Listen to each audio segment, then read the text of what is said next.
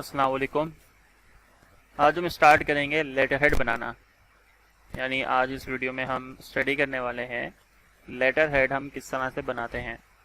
Letter head हम क्यों बनाते हैं? ताकि हम किसी भी अगर ऑर्गेनाइजेशन में काम कर रहे हैं तो वो अपने तमाम काम लीगली परफॉर्म कर सकें।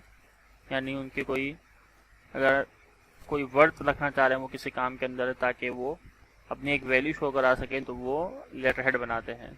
जैसे आपने सम टाइम देखा होगा कंपनीज के अंदर जब वार्निंग लेटर इशू किया जाता है तो ऊपर लिखा हुआ होता है कंपनी का नाम, लोगो लगा हुआ होता है, यानी वो कंपनी का लेटर हेड होता है। यानी वो ऑफिशियली जो पेपर है वो कंपनी का है और उसमें लिखी गई जो भी बात होगी वो कंपनी जिम्मेदार होगी अगर उसका कोई मिसयूज़ करता है। तो ये हमने सिमसेट का लेटर हेड बनाया हुआ है। अब आप इसी तरह से किसी भी कंपनी का आप बना सकते हो। तो अब इसको स्टार्ट करते हैं कि हम MS वर्ड रन कर लेते हैं। यहाँ से हम ब्लैंक डॉक्यूमेंट लेते हैं, व्यू में जाके रूलर पर हमने टिक कर दिया। अच्छा, सबसे पहले आपने जाना है डिज़ाइन के अंदर, पेज लेआउट के अंदर पेज साइज मैंने डिफाइन करना है। पेज साइज आप यहाँ से यूज़ करोगे A4। अगर आप A4 का आपके पास पेज है तो आपने यहाँ से A4 का पेज का साइज सिलेक्ट करके काम करना है। ठीक है, फिर आप आ जाओगे होम के अंदर। अब हमारा जो पेज होता है, पेज का जो टॉप का हिस्सा होता है उसको हम बोलते हैं हेडर और बॉटम का जो हिस्सा होता है वो होता है फुटर। जैसे कि तस्वीर में देख सकते हो कि तो जो टॉप का हिस्सा हमारा वो हेडर में यानी लिखा हुआ है और ये बॉटम पे लिखा हुआ है यानी फुटर के अंदर। अगर हम इंसर्ट में जाते हैं तो इंसर्ट के मेन्यू के अंदर यहाँ पे हेडर और फुटर के लिए अलग से बना के दिया हुआ है ग्रुप। अगर मैं हेडर पे काम करना चाह रहा हूँ तो मैंने हेडर पे क्लिक किया और हेडर के अंदर यहाँ पे मेरे पास आ रहा है ब्लैंक, आ रहा है 3 कॉलम आ रहे हैं और मुख्तलिफ तरह के डिज़ाइनिंग आ रही है इसके अंदर। अब मुझे जो चाहिए वो चाहिए ब्लैंक, क्योंकि मैंने डिज़ाइन खुद करना है। अब जैसे मैंने क्लिक किया तो मेरे पेज के हेडर पार्ट में आ गया ये और मुझे बता रहा है कि आप हेडर में अभी मौजूद हो। ठीक है, अब यहाँ पे जो लिखा हुआ है ये बोला कि टाइप हेयर, आपने जो भी टाइप करना होगा वो इधर टाइप करना होगा। तो मैं इसको रिमूव कर देता हूँ और यहाँ पे मुझे टाइप करना है कैपिटल के अंदर कैप्स लॉक। मैंने ऑन कर लिया और कीबोर्ड से कैप्स लॉक ऑन दिखा देता हूँ। ये जो बटन है देखो ये हाईलाइट हुआ हुआ है, अभी हाईलाइट नहीं है और ये हाईलाइट हुआ हुआ है। ये बटन आप जैसे ही प्रेस करते हो इससे आप जो भी लिखोगे वो तमाम लेटर कैपिटल में टाइप होंगे। तो यहाँ लिखा हुआ है सिमसेट कंप्यूटर एकेडमी, देख लेते हैं। ये लिखा हुआ सिमसेट और कंप्यूटर एकेडमी। अब सिमसेट का जो राइटिंग स्टाइल है वो चेंज है और इसका चेंज है। अब इसका हम सबसे पहले होम में जाके नो स्पेस कर लेते हैं ताकि स्पेसिंग अगर हमें दूसरी लाइन लिखनी पड़े तो स्पेसिंग ना आए, क्योंकि दूसरी लाइन यहाँ पे मौजूद है। ठीक है, अब यहाँ पे हमने इसका जो सबसे पहले जो इनका साइज है वो हम यहाँ से बढ़ा लेंगे। मैंने यहाँ से कर दिया 26। ठीक है, सिमसेट बड़ा है बाकी लेटर से तो उसको हम थोड़ा सा और बढ़ा लेंगे। जैसे ये 48 हो गया, 36 कम है तो हम इसको 48 ज़्यादा है तो हम इसको यहाँ से खुद टाइप करके 40 कर देते हैं। आप यहाँ से कोई भी साइज़ यूज़ कर सकते हो, ज़रूरी नहीं है कि आप 40 यूज़ करो, आप डिफरेंट साइज़ भी यूज़ कर सकते हो। और उसका जो राइटिंग स्टाइल है वो यहाँ से हुआ हुआ इम्पैक्ट, IMPACT इम्पैक्ट। ठीक है, कैप्स लॉक में ऑफ कर रहा हूँ। फिर मेरा जो काम है वो सेंटर में हुआ हुआ है तो अलाइनमेंट हम पढ़ चुके हैं तो यहाँ से हम इसको सेंटर में कर देंगे। डन हो गया, इतना काम क्लियर है। अगर इसकी भी आप राइटिंग स्टाइल चेंज करना चाह रहे हो तो चेंज कर सकते हो। यहाँ से आप जो भी राइटिंग स्टाइल चेंज करना चाहो तो आपने देखा होगा डॉक्यूमेंट्स के ऊपर ज़्यादातर जो राइटिंग स्टाइल यूज़ होता है वो टाइम न्यू रोमन यूज़ होता है।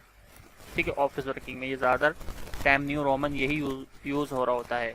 आप चाहो तो ये यूज़ कर लो, आप चाहो तो कोई अपनी मर्जी से यूज़ करना चाह रहा हो वो भी यूज़ कर सकते हो। एंटर करके नीचे आया मैं और अब मुझे सेकंड लाइन लिखनी है affiliated with Sindh board of technical education और एक सिंबल भी लगा हुआ है यहाँ पे। तो इसको लिखने के लिए अब मैं लिखता हूँ तो तमाम लेटर कैपिटल में आ रहे हैं। तो मैं इसकी फॉर्मेटिंग कैसे क्लियर करूँगा, एक शॉर्टकट की मैंने बताई थी, control space bar clear formatting, तो फॉर्मेटिंग क्लियर हो जाती है। अब मैं यहाँ पे करता हूँ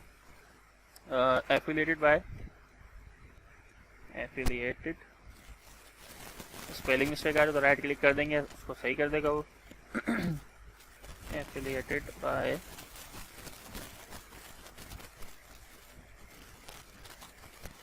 affiliated with Sindh Board of Technical Education. Okay, of Technical Education. उसके बाद क्या है, अच्छा मैं जो ये विंडो स्विच कर रहा हूँ वो ऑल्ट और टैब दबा के मैं विंडो स्विच कर रहा हूँ। अब ये जो सैंपल है वो आपको मिलेगा कीबोर्ड के, ये जो यहाँ पे बैक स्पेस के नीचे जो बटन होता है एक, उससे ये पीछे मिलेगा बस। तो ये डायरेक्ट दबाने से नीचे वाला आ रहा है, और अगर मैं शिफ्ट दबा दूँगा तो ऊपर वाला आ जाएगा। तो आपने शिफ्ट प्रेस करके ये अप्लाई करना है, स्पेस दे दिया, शिफ्ट के साथ वाला बटन दबा दिया, सैंपल आ जाएगा। फिर यहाँ लिखा हुआ है registered bye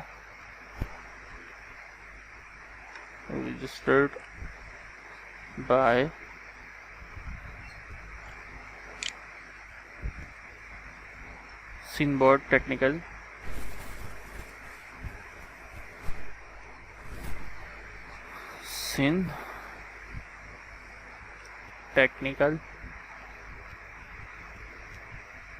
Education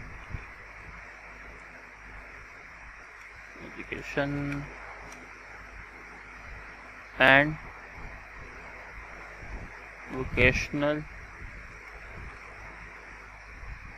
Training Center।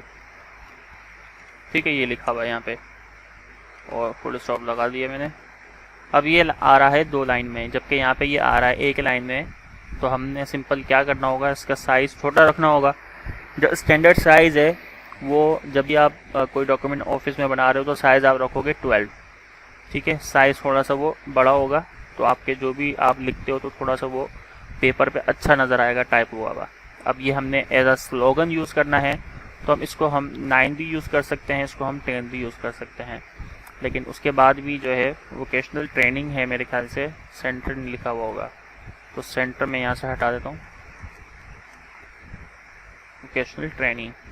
ठीक है, ये इस तरह से लिखा हुआ। अगर आप और चाहते हो कि और स्मॉल हो जाए तो आप 8 भी यूज़ कर सकते हो, तो वो काफ़ी ज़्यादा मेरे ख्याल से पतला हो जाएगा। तो हम 8.5 इसको कर देते हैं। ठीक हो गया। अब यहाँ पे हमें लोगो चाहिए, तो उसके लिए हम इंसर्ट में जाएंगे। इंसर्ट में मेरे पास पिक्चर है, और पिक्चर हम ले लेते हैं डेस्कटॉप से लोगो की, ये मैं आपको प्रोवाइड कर दूँगा। इंसर्ट किया, अब तस्वीर इस तरह से आ रही है। ठीक है, अगर आप छोटा करते हो तो छोटी तस्वीर हो जाएगी, लेकिन एक प्रॉब्लम होगी कि मैं अगर इस तस्वीर को क्लिक करके मूव करना चाहता हूँ तो मूव नहीं होती है। तो उसके लिए आपने क्या करना होगा, तस्वीर पर आपने क्लिक किया हुआ है, इसी तस्वीर के अंदर यहाँ पे फॉर्मेट के ऑप्शन आ रहा होगा, पिक्चर टूल, फॉर्मेट, और यहाँ से रैप टेक्स्ट में आके आप इसको कर दोगे इन फ्रंट ऑफ टेक्स्ट, यानी टेक्स्ट के साथ नहीं आए, टेक्स्ट के ऊपर आए। ये देखो टेक्स्ट के ऊपर आ रही है, तो मैं इसमें मूव कर सकता हूँ, अपनी मर्ज़ी से भी इसको रख सकता हूँ।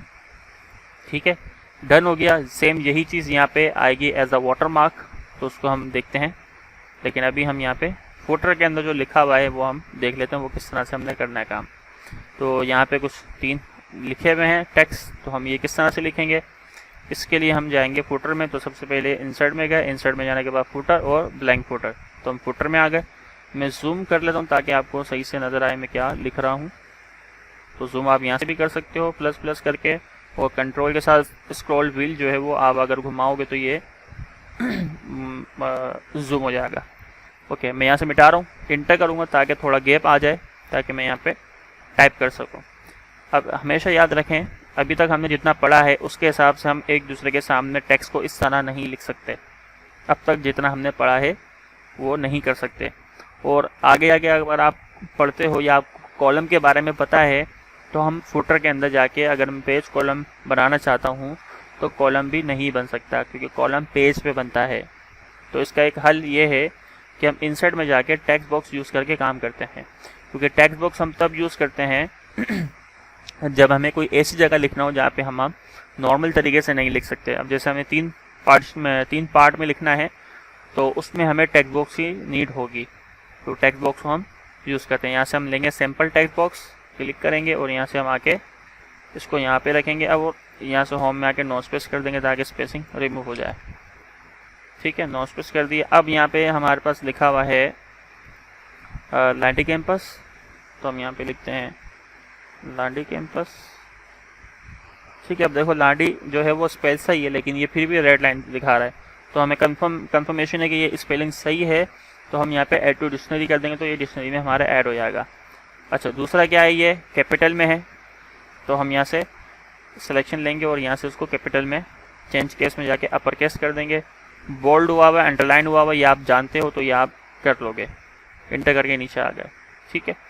और आगे क्या लिखा हुआ है, लाइन नंबर 1 ये XYZ, तो फिर ये आप आराम से लिख सकते हो। मैं इंटर करता हूँ तो आप ये लिख लोगे आराम से इस तरह से।